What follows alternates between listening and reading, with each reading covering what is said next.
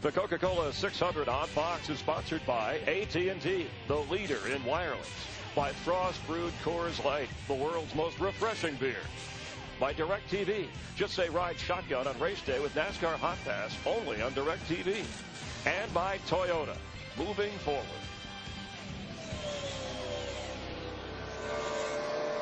Brian Vickers has been out front for the last 9 laps here at Lowe's Motor Speedway in his Toyota.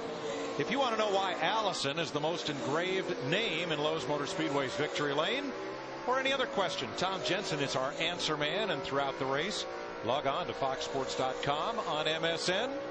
Go to keyword answer. Kyle Busch 4 seconds back. Dale Jr. 10 seconds off the lead. Jimmy Johnson 12 seconds behind.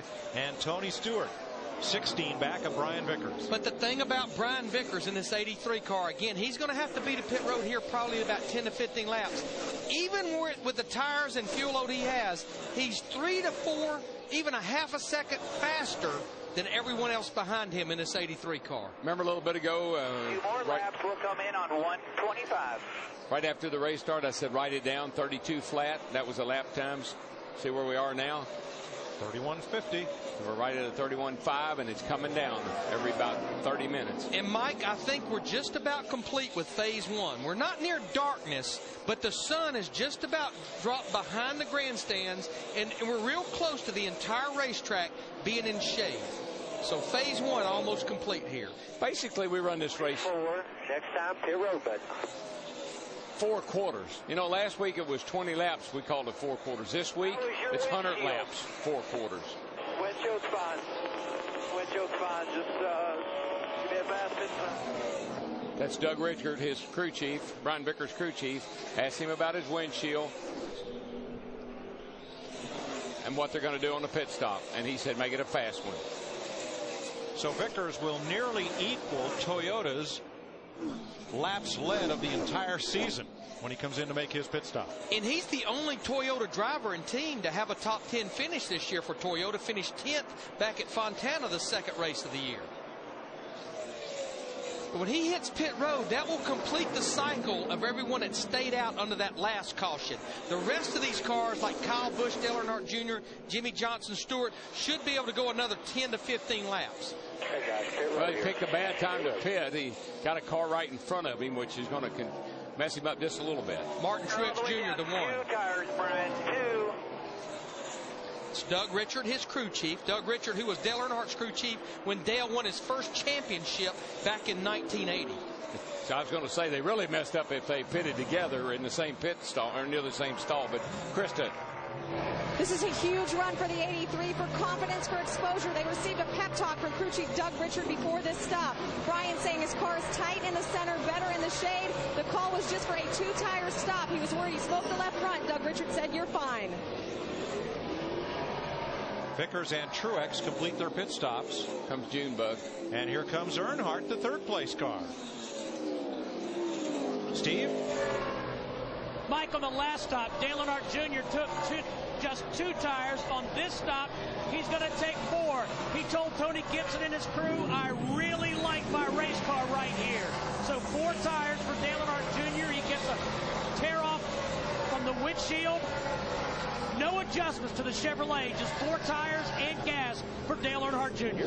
Brian Newman is in, and so is Kevin Harvick and Jeff Burton.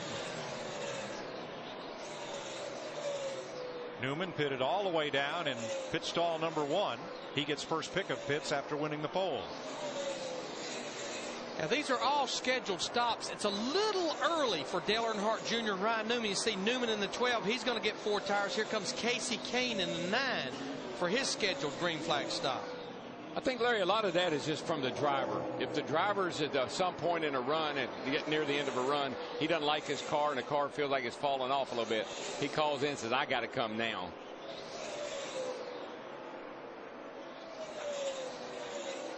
See, the 9 car is going to get 4 tires as well. And that will hand the lead to Kyle Busch, who last Saturday night dove it into turn 1. His older brother Kurt wouldn't give him a lot of room. Kyle took what he needed, and they both ended up in the fence. Yeah, he dove it in under him, and Kyle caught him. or Kurt caught him. And guess who the lead is handed to now? Jimmy Johnson, who basically back on lap 66 was on the front stretch with the left rear cap off the tire, Krista. No aggression from his driver right now. He said, quote, he's chilling and cruising in his race car. Minor changes. They need to free it up just a little. They're going to do so with air pressure. Also a 4-tire stop. That's for Kyle Busch. Another of the 20-something drivers in this field, Jamie McMurray, on pit road with his Irwin Ford. And here comes Johnson, giving up the lead to make his stop. This may make Tony Stewart the leader. What Chad Canals told Jimmy Johnson, cut your blowers off that's cooling those front tires. That way it's not blowing the brake dust on these wheels into the tire changer's face. Don't want to get burned with a caution right now, I can tell you that. Krista? Jimmy saying his car was getting very tight. They're going to do a track bar adjustment. It's a major adjustment. 3 rounds on the track bar. Also 4 tires for Jimmy Johnson. He has moved his way all the way from that tire mishap early to be running up in the top 5, currently 7th. There you see Tony Stewart in the 20 car hitting pit road. There you go. Phase 1 complete. Major adjustments on that 48 car. Steve? Mike, they've made a remarkable recovery since being caught up on that lap 52 wreck. Right side tires for Tony Stewart. It will be a 4-tire stop. Don't see any other adjustments to this Home Depot Chevrolet of No Gibbs Racing. They do clean the grill for Tony Stewart. J.J. Yaley has taken the lead, and just as quickly as he does, he drops his Interstate Chevy onto pit road. Dick? Yaley had last pitted on lap 78, so this is a regularly scheduled pit stop. Mike, he could not have gone any further.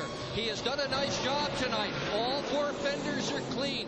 Yaley knows he has got to take care of his equipment tonight more than any other all year long. And so far, so good. Matt?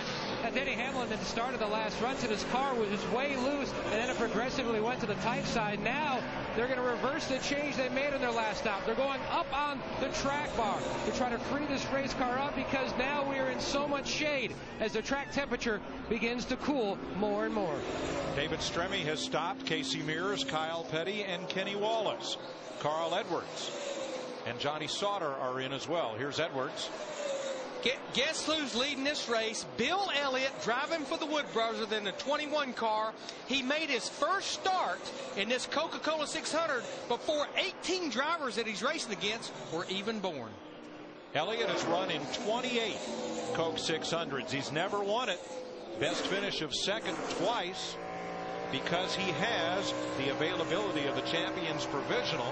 The Wood Brothers tapped him to try to get them back into the top 35 in owner points so they can receive a qualifying exemption, and then Kenny Schrader and John Wood will resume swapping that ride back and forth. So Elliott's on pit road as Dale Jr. moves past David Reagan. Matt? And Elliott is in, trying to become the 17th different winner for the Wood Brothers. A little struggle getting the can in by Mike Andretti.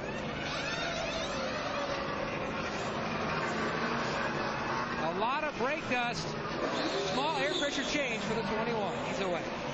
Well, all I know, boys, our leader is back, Brian Vickers, in that 83 car, and he is still picking them up and laying them down. His last lap, 31:24. The second place car, Kurt Busch, 5 seconds behind him, a half a second slower than this Red Bull Toyota. Brian Vickers, who won last fall at Talladega, is out in front of the Coca-Cola 600 on Fox.